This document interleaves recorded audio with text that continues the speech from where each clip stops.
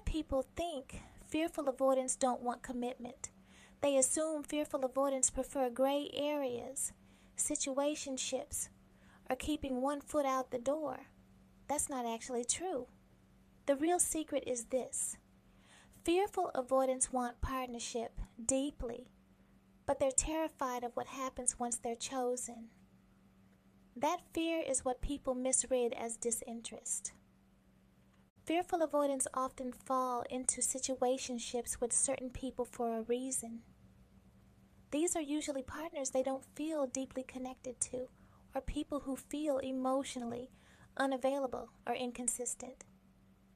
With those connections, the stakes are lower.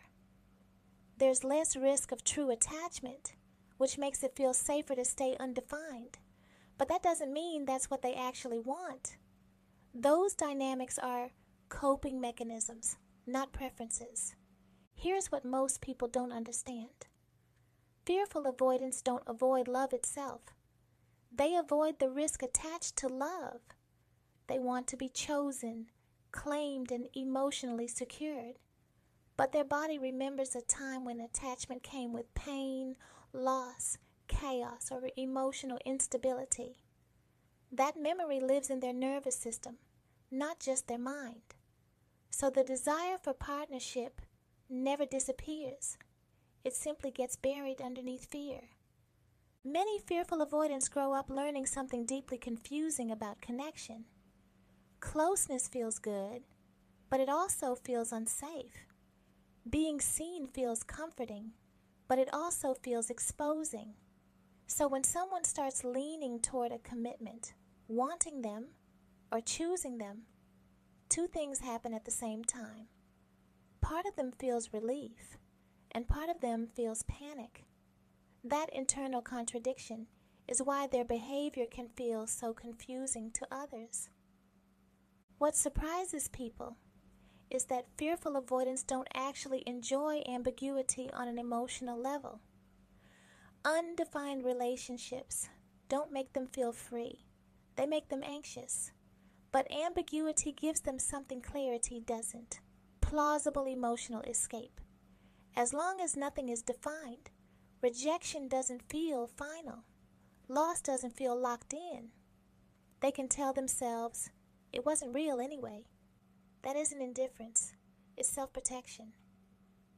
Fearful avoidants often stay quiet about what they want, not because they don't want it, but because asking feels dangerous.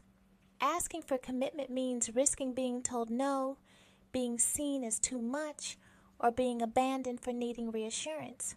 So instead of saying, I want to be chosen, they wait. They hope the other person would choose them without them having to ask, because being chosen freely feels safer than requesting closeness and being rejected. This is why fearful avoidants are extremely sensitive to how they're chosen. They don't want to be chased aggressively. They don't want ultimatums. They don't want to feel cornered or pressured. But they do want to feel wanted, prioritized, emotionally important, and claimed in a calm, steady way. They want someone to say, I see you, and I'm choosing you, without making them feel like they're about to lose themselves. Many fearful avoidants secretly crave what people call a strong partnership. That doesn't mean control or dominance. It means someone who will be there. It means someone who doesn't disappear emotionally. Someone who doesn't make them guess. Someone who doesn't punish vulnerability. They want reliability, not pressure. Consistency, not intensity. Where things often fall apart is in anxious avoidant dynamics. When an anxious partner senses distance, they try to close the gap quickly. They ask for reassurance repeatedly, push for labels, or try to lock things in fast. To the anxious person, this feels like love and safety. To the fearful avoidant, it feels like emotional overload. So they pull back, even when they care, because their nervous system feels overwhelmed. Then the anxious partner interprets that pullback as rejection, and now both people are scared. just in different ways. Fearful avoidants don't want to be chased. They don't want things to be forced. They want to be chosen calmly. They want to feel that you're not leaving, not pressuring, not guessing, and not emotionally unstable around them. When that kind of safety is present, something shifts. Their walls don't drop overnight, but they do soften. Once a fearful avoidant truly feels chosen without fear, their capacity for love is intense. They don't love halfway. When they love deeply, protectively, and emotionally. But trust takes time. They need to see consistency before they can relax into attachment. They need proof that choosing them won't turn into emotional chaos later. This is why fearful avoidants often look like they're late to commitment. They're not late. They're cautious. They're quietly watching how you handle conflict, how you respond when they need space, whether you punish them emotionally, and whether love feels safe over time. When it does, they don't drift. They attach. And this part matters, especially for anxious listeners. A fearful avoidant who never moves toward clarity isn't ready.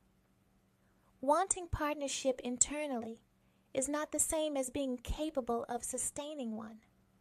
Fearful avoidants still need to do their own healing work. They need to learn how to communicate and face their fear of being chosen, because partnership can't survive on silence alone. So yes, fearful avoidants secretly want partnership. They want to be chosen. They want to matter. They want to get emotionally close. But they need safety, patience, and emotional consistency to get there. If that safety never forms, they stay stuck between wanting love and running from it. The goal isn't to chase someone into choosing you. The goal is mutual choosing, where neither person feels afraid to stay. That's when fearful avoidants don't just want partnership. They're finally able to receive it.